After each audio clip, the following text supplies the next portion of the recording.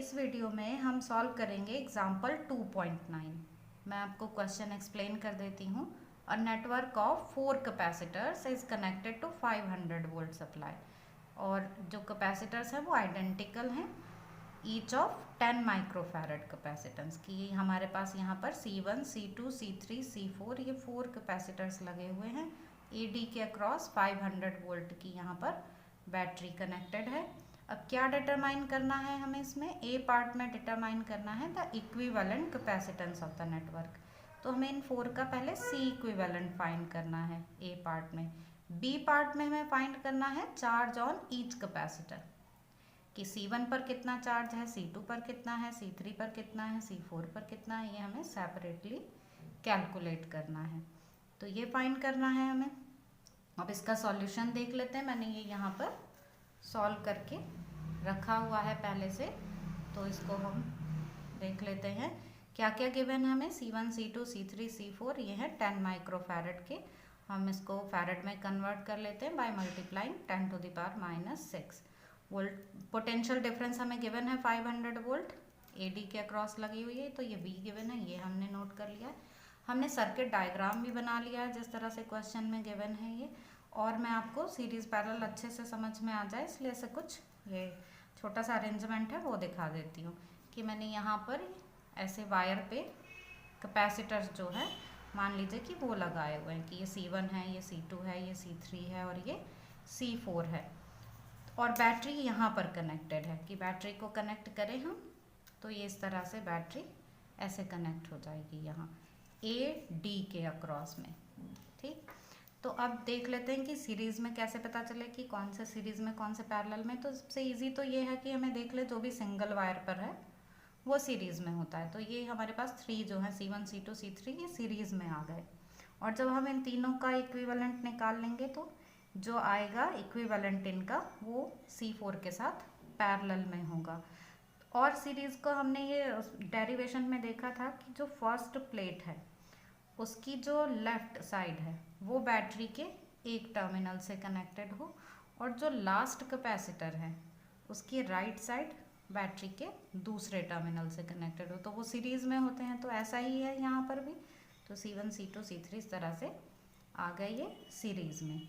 अब अगर हम इन तीनों का इक्विवेलेंट निकाल लेते हैं और मान लेते हैं कि हमको एक ही C' मिल गया है, तो फिर किस तरह से हम इस सर्किट को बना सकते हैं कि ये जो सर्किट है वो हमारा ऐसे बन जाएगा सॉल्व होके, कि अब ये C' आ गया है C1, C2, C3 का इफेक्टिव कैपेसिटेंस, और फिर इस C' के साथ C4 आप इजीली देख सकते हैं कि ये पैरेलल में है। पैरेलल में कैसे पता करते हैं हम? कि इन दोनों की जो ये लेफ्ट साइड है वो यहाँ पर एक टर्मिनल से कनेक्टेड है, बैटरी के एक टर्मिनल से कनेक्टेड है, और इधर जो ये दोनों राइट साइड है वो बैटरी के दूसरे टर्मिनल से कनेक्टेड है। इस तरह से जो पोटेंशियल डिफरेंस इसके अक्रॉस है वही इसके अक्रॉस है, तो पोटेंशियल डिफरेंस सेम है इसलिए ये पैरेलल में है।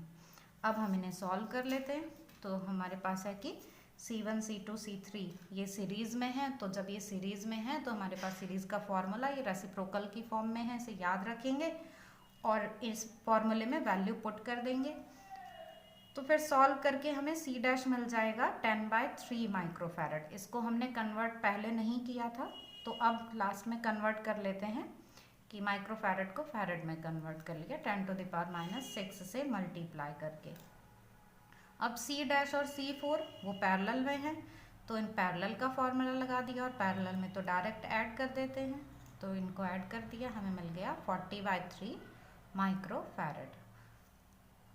अब ये जो 40/3 माइक्रोफैरड है, इस 40/3 माइक्रोफैरड को हमने कन्वर्ट कर लिया है फिर से फैरड में, और डिवाइड कर लेते हैं तो 13.3 इंटू 10⁻⁻⁶ फैरड, ये हमें आंसर मिल जाता है। तो ये फर्स्ट पार्ट सॉल्व हो गया, C इक्विवेलेंट मिल गया हमको। अब सेकेंड पार्ट देखते हैं। सेकेंड पार्ट के लिए हमें हर एक पर चार्ज बताना है, तो चार्ज जितना C1 पर होगा उतना ही C2 पर होगा, उतना ही C3 पर होगा, और वही C' पर होगा। तो हम C' इस वाले पर चार्ज निकाल लेते हैं कि यहाँ पर कितना चार्ज है, वो फिर तीनों के लिए आ जाएगा, और फिर हम C4 का अलग से निकाल लेंगे। तो हमने C' पर चार्ज निकाल लिया, तो Q = CV फॉर्मूला यूज़ किया है, तो Q is equal to C V से हमने यहाँ C डैश लिया है, C डैश की वैल्यू पुट कर दी है, V की वैल्यू पुट कर दी है और इससे हमें 5/3 इंटू 10⁻³ कूलम मिल जाता है, डिवाइड करके 1.67 इंटू 10⁻³ कूलम आ जाता है। अब यहाँ इस Q4 पर निकालना है कि यहाँ पर कितना चार्ज है, तो Q4 is equal to C4V। C4 की वैल्यू पुट कर दी है, V की वैल्यू पुट कर दी और फिर हमें मिल गया Q4 5 इंटू 10⁻³ कूलम। तो इस तरह से ये हमने C1, C2, C3 पर चार्ज फाइंड कर लिया। ये यहाँ पर हमने जो C4 है उस पर चार्ज फाइंड कर लिया है। तो आई होप कि आपको अच्छे से समझ में आ गया होगा और आप इस तरह की और प्रॉब्लम्स भी सॉल्व कर पाएंगे।